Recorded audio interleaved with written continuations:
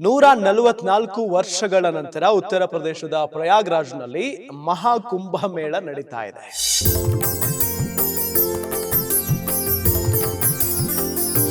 ವಿದೇಶಿಗರು ಕೂಡ ಲಕ್ಷ ಸಂಖ್ಯೆಯಲ್ಲಿ ಬರ್ತಾ ಇದ್ದಾರೆ.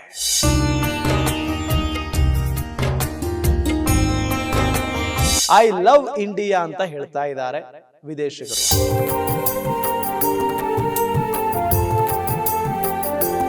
ನಮಸ್ಕಾರ ವೀಕ್ಷಕರೇ, ನೀವು ನೋಡ್ತಾ ಇದ್ದೀರಾ ಗ್ಯಾರಂಟಿ ನ್ಯೂಸ್. ನಾನು ರಾಮ್ ಬಡ್ಗೇರ್. 144 ವರ್ಷಗಳ ನಂತರ ಉತ್ತರ ಪ್ರದೇಶದ ಪ್ರಯಾಗ್ರಾಜ್ನಲ್ಲಿ ಮಹಾಕುಂಭ ಮೇಳ ನಡೀತಾ ಇದೆ. 45 ದಿನಗಳ ಕಾಲ ಈ ಒಂದು ಮಹಾಕುಂಭ ಮೇಳ ನಡೆಯುತ್ತೆ. 45 ಕೋಟಿ ಜನ ಬರುವ ನಿರೀಕ್ಷೆ ಇದೆ. ಕೇವಲ ಭಾರತೀಯರು 45 ಕೋಟಿ ಜನ ಆದರೆ ವಿದೇಶಿಗರು ಕೂಡ ಲಕ್ಷ ಸಂಖ್ಯೆಯಲ್ಲಿ ಬರ್ತಾ ಇದ್ದಾರೆ. 1 ಲಕ್ಷ ಅಲ್ಲ, 2 ಲಕ್ಷ ಅಲ್ಲ, ಸಿಕ್ಕಾಪಟ್ಟೆ ಜನ ವಿದೇಶಿಗರು ಕೂಡ ಬರ್ತಾ ಇದ್ದಾರೆ. ಇದು ಹಿಂದೂಗಳಿಗೆ ಮಾತ್ರ ಅಂತ ಹೇಳಿ ಎಲ್ಲೂ ಇಲ್ಲ. ವಿದೇಶಿಗರು ಅಂದರೆ ಕ್ರಿಶ್ಚಿಯನ್ನರು ಕೂಡ ಈ ಒಂದು ಮಹಾಕುಂಭ ಮೇಳದಲ್ಲಿ ಭಕ್ತಿಯಿಂದ ಭಾವಪರವಶರಾಗಿ ಆಗಮಿಸ್ತಾ ಇರೋದು, ಭಾಗಿಯಾಗ್ತಾ ಇರೋದು ನಿಜಕ್ಕೂ ಕೂಡ ಹೆಮ್ಮೆಯ ಸಂಗತಿ.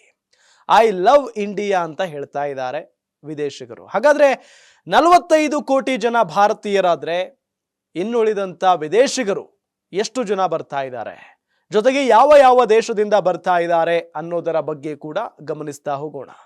ವೀಕ್ಷಕರೇ, ನಿಮಗೆಲ್ಲ ಗೊತ್ತೇ ಇದೆ, 144 ವರ್ಷಗಳ ನಂತರ ಐತಿಹಾಸಿಕ ಮಹಾಕುಂಭ ಮೇಳ ನಡೀತಾ ಇದೆ. 10,000 ಎಕರೆ ಜಾಗವನ್ನ ಈ ಮಹಾಕುಂಭ ಮೇಳಕ್ಕಾಗಿನೇ ಮೀಸಲಿಡಲಾಗಿದೆ.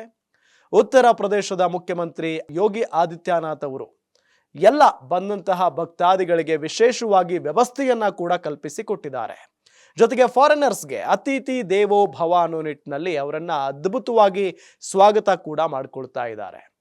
ಎಷ್ಟು ಮಜಾ ಇದೆ ಅಂತ ಅಂದ್ರೆ, ಫಾರಿನರ್ಸ್ ಆಲ್ಮೋಸ್ಟ್ ಕ್ರಿಶ್ಚಿಯನ್ಸು ಹಿಂದುತ್ವದ ಎಡೆಗೆ ಒಗ್ಗೂಡ್ತಾ ಇದ್ದಾರೆ. ಅಂದ್ರೆ ಹಿಂದುತ್ವದ ಬಗ್ಗೆ ಅವರು ಪರಿಕಲ್ಪನೆಯನ್ನ ಬೆಳೆಸ್ಕೊಳ್ತಾ ಇದ್ದಾರೆ ಮತ್ತು ಹಿಂದೂ ಧರ್ಮದ ಬಗ್ಗೆ ಅತಿ ಹೆಚ್ಚು ಭಾವನಾತ್ಮಕವಾಗಿ ಅವರು ಮಾತನಾಡ್ತಾ ಇರೋದು ಕೂಡ ಬಹಳ ಹೆಮ್ಮೆಯ ಸಂಗತಿ.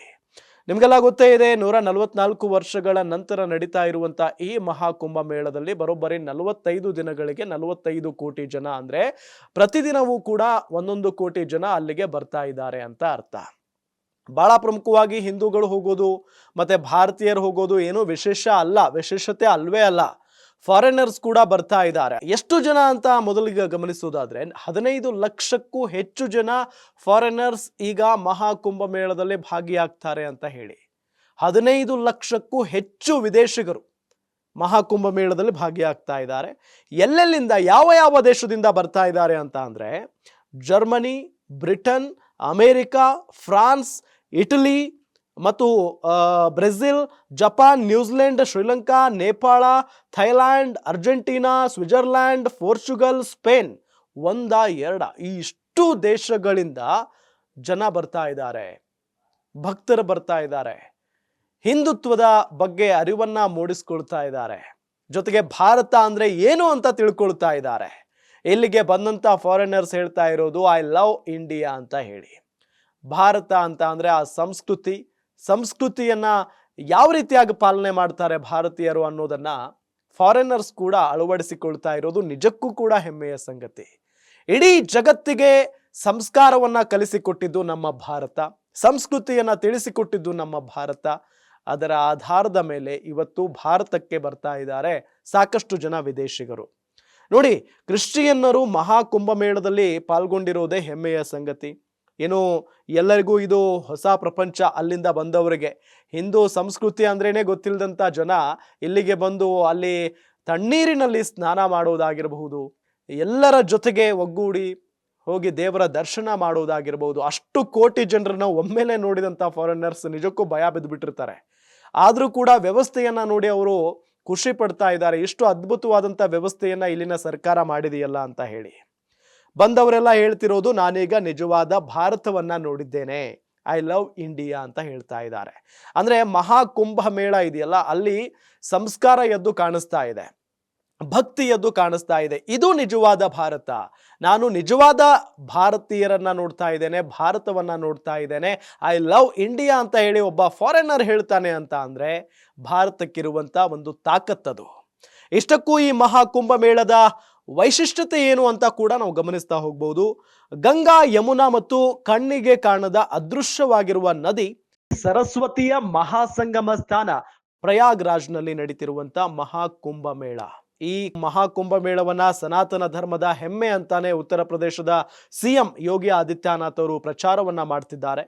ನರೇಂದ್ರ ಮೋದಿ ಅವರು ಕೂಡ ಭಾರತದಲ್ಲಿ ಮಾತ್ರ ಅಲ್ಲ, ವಿದೇಶಕ್ಕೆ ಹೋದಂತಹ ಸಂದರ್ಭದಲ್ಲಿ ಮಹಾಕುಂಭಮೇಳದ ಬಗ್ಗೆ ಮಾಹಿತಿಯನ್ನ ನೀಡಿದ್ದಾರೆ, ಪ್ರಚಾರವನ್ನ ನೀಡಿದ್ದಾರೆ. ಅದರ ಪರಿಣಾಮವೇ ಇವತ್ತು 15 ಲಕ್ಷಕ್ಕಿಂತ ಹೆಚ್ಚು ಜನ ವಿದೇಶಿಗರು ಮಹಾಕುಂಭಮೇಳದಲ್ಲಿ ಭಾಗಿಯಾಗ್ತಾ ಇರೋದು. ಇನ್ನು ವಿದೇಶಿ ಭಕ್ತರಿಗೆ ಯೋಗಿ ಆದಿತ್ಯನಾಥ್ ಸರ್ಕಾರ ಅತಿಥಿ ದೇವೋ ಭವ ಅಂತ ವಿಶೇಷ ಗೌರವ ನೀಡಿ ಸತ್ಕಾರವನ್ನ ಮಾಡ್ತಾ ಇದ್ದಾರೆ. ಯಾಕಂದ್ರೆ ಹೀಗೆ ಬಂದವರು ತಮ್ಮ ದೇಶಕ್ಕೆ ವಾಪಸ್ ಹೋದಂತಹ ಸಂದರ್ಭದಲ್ಲಿ ಅಲ್ಲಿ ನಮ್ಮ ದೇಶದ ಬಗ್ಗೆ ಹೆಮ್ಮೆಯ ಗೌರವದ ಮಾತುಗಳನ್ನ ಹೇಳಬೇಕು. ಅದನ್ನ ಬಿಟ್ಟು ಅಲ್ಲಿ ವ್ಯವಸ್ಥೆನೇ ಸರಿ ಇರಲಿಲ್ಲ, ಅಲ್ಲಿ ಜನಾನೇ ಸರಿ ಇರಲಿಲ್ಲ, ಸಿಕ್ಕಾಪಟ್ಟೆ ಕಿತ್ತಾಡ್ತಾರೆ, ನುಗ್ಗಲಾಗುತ್ತೆ, ವ್ಯವಸ್ಥೆನೇ ಸರಿ ಇಲ್ಲ, ಅವ್ಯವಸ್ಥೆ ತಾಂಡವಾಡ್ತಾ ಇದೆ ಅನ್ನೋ ನಿಟ್ಟಿನಲ್ಲಿ ನೆಗೆಟಿವ್ ಆಗಿ ಮಾತನಾಡಬಾರ್ದು. ಅದನ್ನ ಬಿಟ್ಟು ಎಷ್ಟು ಚೆನ್ನಾಗಿ ನಮ್ಮನ್ನ ಸ್ವಾಗತಿಸಿಕೊಂಡ್ರು. ಅತಿಥಿ ದೇವೋಭವ ಅನ್ನೋ ಪರಿಕಲ್ಪನೆಯಲ್ಲಿ ಅಲ್ಲಿನ ಸರ್ಕಾರ, ನಮ್ಮ ಭಾರತೀಯರು, ಅಲ್ಲಿನ ಸರ್ಕಾರ ಅಂತ ಮಾತನಾಡಲ್ಲ, ಭಾರತೀಯರು ಅಂತ ಮಾತನಾಡ್ತಾರೆ.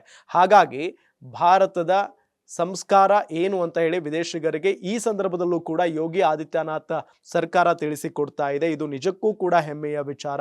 ಇನ್ನು ನೀರು ತಣ್ಣಗಿದೆ, ಕೊರಿತಾ ಇದೆ, ಚಳಿ ಇದೆ ಅಂತ ಹೇಳಿ ಅವರು ಸುಮ್ಮನಿಲ್ಲ. ಆ ಕೊರೆಯುವ ಚಳಿಯಲ್ಲೇ, ಆ ತಣ್ಣೀರಿನಲ್ಲೇ ನೀರಿಗೆ ಇಳಿದು ಸ್ನಾನ ಮಾಡಿ ಭಾರತೀಯರು ಯಾವ ರೀತಿಯಾಗಿ ಪಾವಿತ್ರತೆಯನ್ನ ಕಾಪಾಡ್ಕೊಳ್ತಾರೋ ಅದೇ ರೀತಿಯಾಗಿ ಭಕ್ತಿಯಲ್ಲಿ ಮಿಂದೇಳ್ತಾ ಇದ್ದಾರೆ ಫಾರಿನರ್ಸ್ ಕೂಡ. ಇದು ಹೆಮ್ಮೆಯ ಸಂಗತಿ. ಮತ್ತು ಅವರೇ ಮಾತನಾಡ್ತಾ ಇದ್ದಾರೆ, ನಾವೆಲ್ಲ ನಿಜವಾದ ಭಾರತವನ್ನ ನೋಡ್ಬಿಟ್ಟಿದ್ದೀವಿ, ನಾವೆಲ್ಲ ಭಕ್ತರ ಜೊತೆಗಿದ್ದೀವಿ ಅನ್ನೋ ನಿಟ್ಟಿನಲ್ಲಿ ಹೇಳ್ತಾ ಇದ್ದಾರೆ. ಇದೇ ಮೊದಲ ಸಲ ಭಾರತಕ್ಕೆ ಬಂದಿದ್ದಾರಂತೆ ಅವರೆಲ್ಲ. ಇವರಿಗೆಲ್ಲ ಭಾರತದ ಅಧ್ಯಾತ್ಮವನ್ನ ಪರಿಚಯ ಮಾಡಿಸಿರೋದು ನಮ್ಮ ದೇಶದ ಯೋಗ. ಇಡೀ ಜಗತ್ತಿನಲ್ಲಿ ಈಗ ಯೋಗ ಪಸರಿಸಿಕೊಂಡಿದೆ ಮತ್ತು ಯೋಗವನ್ನ ಎಲ್ಲರೂ ಕೂಡ ಮಾಡ್ತಾರೆ. ಅದು ನಮ್ಮ ಭಾರತದ್ದು ಅನ್ನೋದೇ ನಮಗೆ ಹೆಮ್ಮೆ. ಇನ್ನು ಮೋಕ್ಷ ಪ್ರಾಪ್ತಿಗೆ ಇದು ಅತ್ಯುತ್ತಮ ಮಾರ್ಗ ಅಂತಿದ್ದಾರೆ ವಿದೇಶಿಗರು. ನೋಡಿ, ಮಹಾಕುಂಭಮೇಳ ಭಾರತದ ಅಧ್ಯಾತ್ಮ ಪ್ರವಾಸೋದ್ಯಮಕ್ಕೆ ದೊಡ್ಡ ಶಕ್ತಿ ಕೊಟ್ಟಂತಾಗಿದೆ ಅಂದ್ರೂ ಕೂಡ ತಪ್ಪಾಗ್ಲಿಕ್ಕಿಲ್ಲ. ಮಹಾಕುಂಭಮೇಳದಿಂದ ಎಲ್ಲಾ ಹಿಂದೂಗಳು ಒಂದಾಗ್ತಾ ಇದ್ದಾರೆ. ಇದ್ರ ಜೊತೆಗೆ ಕ್ರಿಶ್ಚಿಯನ್ನರು, ವಿದೇಶಿ ಕ್ರಿಶ್ಚಿಯನ್ನರು ಭಾರತಕ್ಕೆ ಬಂದು ನಾವು ಕೂಡ ಹಿಂದುತ್ವದ ಅಜೆಂಡಾದಲ್ಲಿ ಬದುಕ್ತೀವಿ ಅಥವಾ ಹಿಂದುತ್ವದ ಪರಿಕಲ್ಪನೆಯಲ್ಲೇ ಬದುಕೋದಕ್ಕೆ ಇಷ್ಟಪಡ್ತೀವಿ ಅನ್ನೋ ನಿಟ್ಟಿನಲ್ಲಿ ಹೇಳಿಕೆಗಳನ್ನ ಕೊಡ್ತಾ ಇದ್ದಾರಲ್ಲ, ಇದಕ್ಕಿಂತ ಇನ್ನೇನ್ ಬೇಕು ಅನ್ನೋದು ಎಲ್ಲರ ಮಾತು. ನೋಡ್ತಾ ಇರಿ ಗ್ಯಾರಂಟಿ ನ್ಯೂಸ್, ಸುದ್ದಿ ಖಚಿತ, ನ್ಯಾಯ ನಿಶ್ಚಿತ. ಗ್ಯಾರಂಟಿ ನ್ಯೂಸ್, ಸುದ್ದಿ ಖಚಿತ, ನ್ಯಾಯ ನಿಶ್ಚಿತ.